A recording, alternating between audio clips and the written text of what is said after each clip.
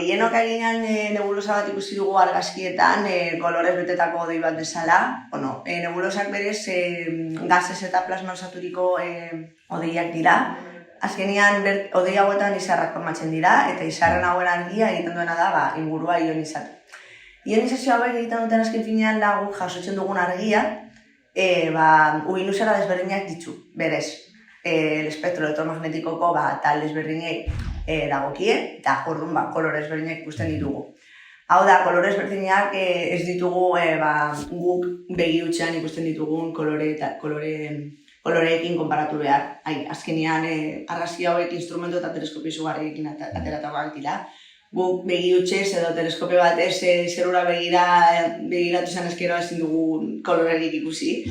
Argi txuria bestez. Baina berez nebulosetan gehien ikertzen dana konposaketa da elementuena. Kloro, oxigeno, nitrogeno eta dana. Eta gero, badago jendia nebulosetan ikertzen, baina argazkitan zentratzen dana. Ikerketa berez konposaketetan egiten da, baina gero ja astrofotografia ni adibidez hobi bat bezala dakar. Aukerak baditut nire argazkizak edo erakusteko, aprobetxatuko dut, dudarik gabe.